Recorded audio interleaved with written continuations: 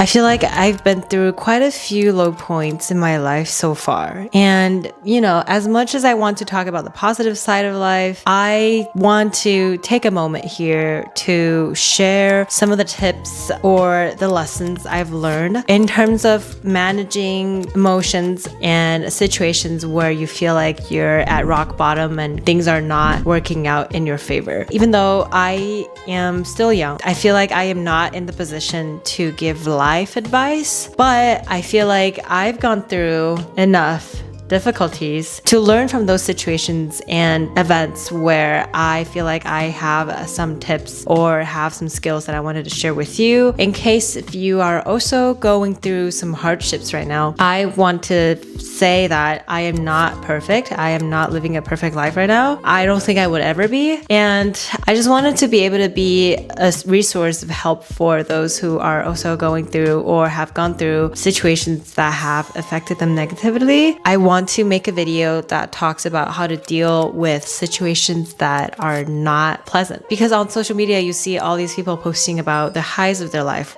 how perfect it seems that their life is. But I also feel like it is important for us to talk about the lows as well, because nobody teaches you that in school on how to deal with lows in life. And I feel like it is valuable for me to make a video to talk about what I've learned throughout this process. And hopefully these skills and tips can help you too with navigating the lows of your life, because life goes like this. It's not this, it's not that, it's not this too. And I feel like we enjoy our time when we're high, like when we're up high in life. We need coping mechanisms, or we need skills for us to manage when we're at the lows too. So hopefully by the end of this video, you'll find value in the skills and the tips that I am about to give you. And hopefully these tips and skills can help you better cope with the emotions, the hardships that comes when you're at a low point with life. I don't want to get too detailed into the lows of my life, what I've gone through, but hopefully you can trust me for the tips that I'm about to give you, because I wouldn't even want to make a video like this if I haven't gone through some stuff myself. So without further ado, let's dive right in. The first tip that I wanted to give you is normalize low points. Like I said, life goes like this. It's a pattern. You go up and then you go down. It's very normal for us to experience a pattern like this in life. And I want you to recognize that this is not because of you. Like, no matter what you do in life, no matter how good of a person, no matter how well you are, or like no matter how life is right now, you are going to experience a wave of good things and bad things in life. And that's totally normal. Don't think any less of yourself because you're going through some lows in your life. It is totally normal for us to go through lows in our lives, and it is a universal feeling to feel like, oh, it's because I am born into this situation, it's because I am from this situation. It's really not. If you look at the most successful people online, or so far like in our world, they've gone through a pattern similar to this in their life too. So normalize the low points in your life and just know that once you hit rock bottom, it's time to get back up, and life is going to help you bring you outside of that situation soon. And the second tip I wanted to give you is recognize your emotional patterns. Sometimes when we are thrown into a bad situation, our emotions can make it worse. Let's say, for example, you failed your driver's license test. It is so easy for us to fall into this mental loophole where we think that, oh, it's because that we suck, like I have bad eyesight, or like I have bad muscle coordination and things like that. Try not to add more negative emotions to the situations that you are in, because it has no benefits for you to think that way. It only makes the situation worse if you think about it. If you fail a test, you have to recognize it, don't avoid it. And once you recognize it, think about what you can do to improve from that situation. Try to recognize the lesson that you've gained from that low point. Try to recognize something that you can learn from that experience, and just try again next time. And do not let your emotions get to you, because negative emotions do not pose any benefits to you. If it gets to you, that's fine too. Give yourself 5 minutes, set a timer, and once that 5 minutes hits, get out of that emotional loophole, because it's not going to be a benefit for you to stay sad for a prolonged period of time. The next tip I wanted to share with you is shift your mindset from why me to what now. Think about a time where you would consider it to be a low situation of yours. And instead of victimizing yourself by thinking, why does this always happen to me? Why is it always me? Why does the people around me not like me? Instead of having those thoughts, think about what you can do to decrease the chances of you falling into that situation again in the future. To give you a personal example, I tried to be on a varsity sports where I wanted to be on the volleyball team from my high school. I went to their tryout and I didn't make any friends. I didn't have any pre-practice or skills. I never went to a class. I never take a lesson on volleyball. I don't know why I still went for the tryout.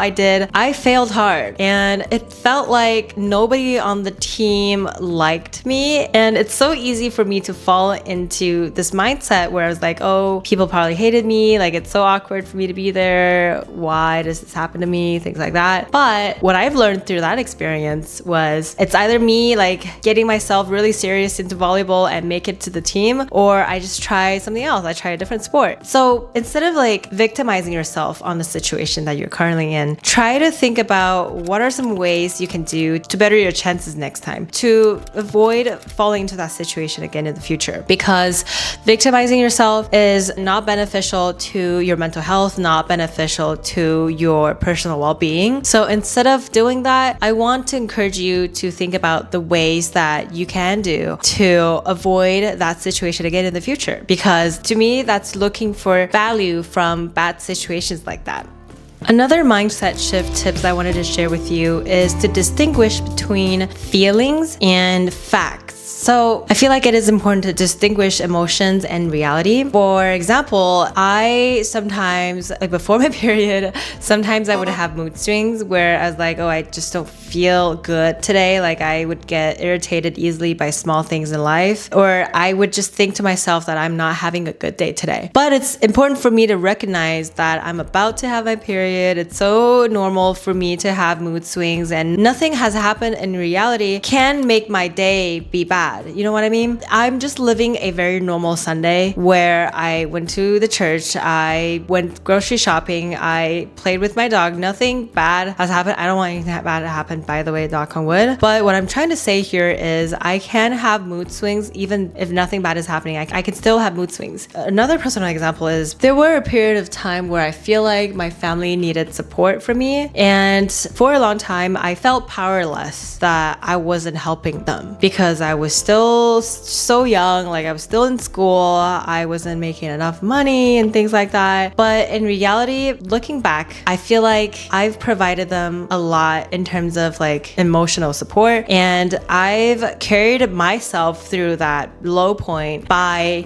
staying healthy, going to class, passing my exams, working hard, and I did not put any extra burden onto my family. And thinking from a different perspective, I am providing support in that way where I am not adding more to their plate. So providing support to family doesn't always have to come from money. It doesn't always have to come from physical or materialistic stuff. It can be you taking good care of yourself and not adding to their plate. That's also helping them, right? Because if their plate is full, if their cup is full, and you're not adding more to their cup or plate, that's also you being supportive. So I think it's important for us to look at different events from a different perspective and recognize your emotions versus the reality. At the time, I feel like I was being such a bad daughter, I was being such a bad sister of not providing, but the reality during that period was me, taking good care of myself and not adding more to their plate. And now that I look back, I feel like that was me being supportive.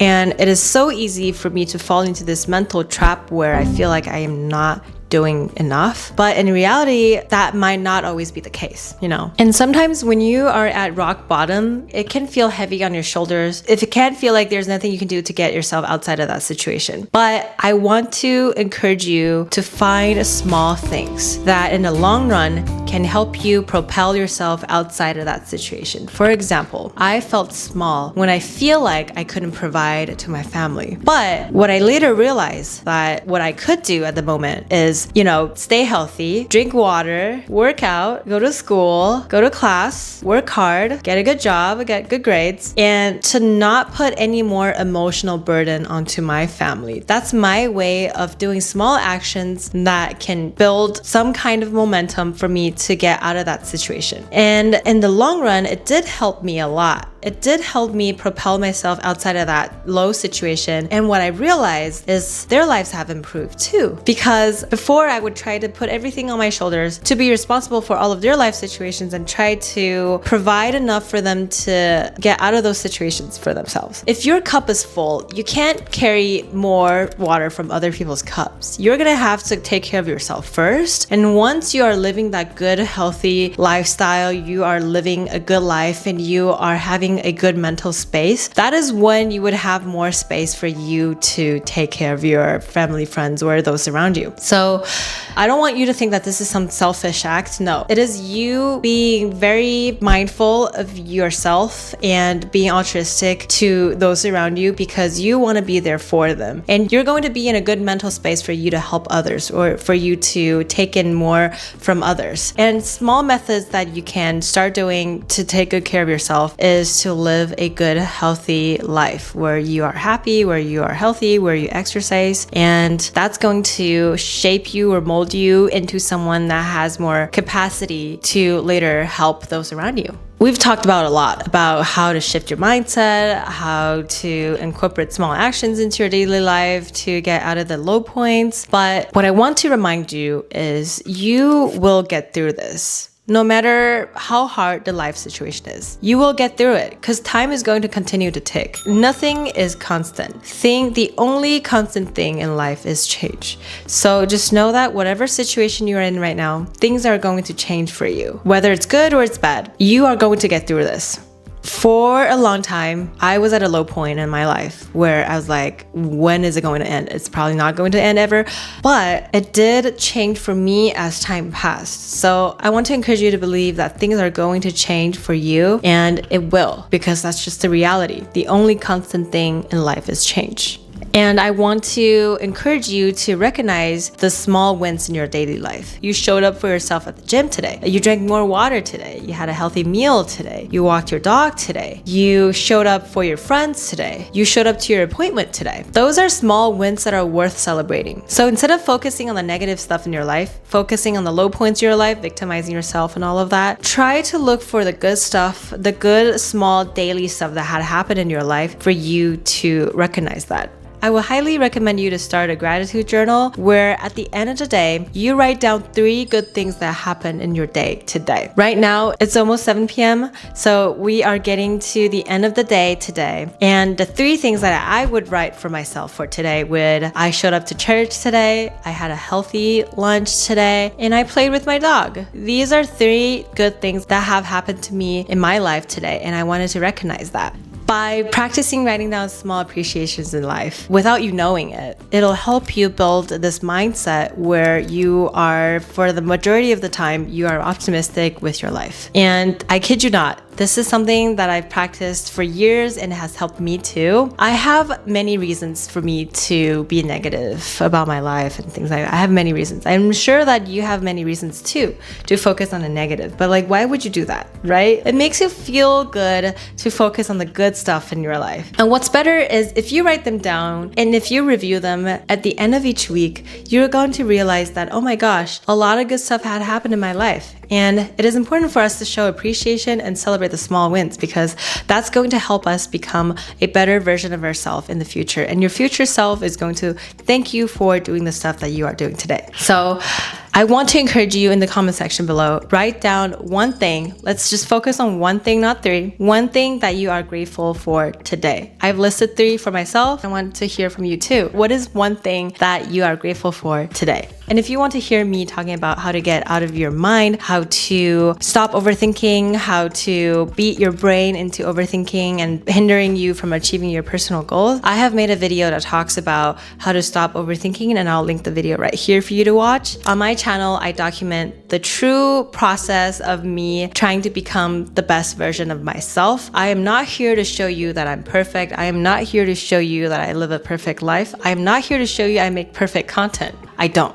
I am here to show you what it's really like to struggle and to go through different phases of life. I'm here to document my journey of working a full-time job, trying to build new habits, trying to learn new skills, you know, going through life stuff. If you are interested in watching more of this motivational content, I highly recommend you subscribe to my channel and let's grow together. I can't wait for you to join me on this life journey together where we struggle together and we grow together. So if you are interested in growing with me, hit that subscribe button. Or until next time, I'll see you there. Bye.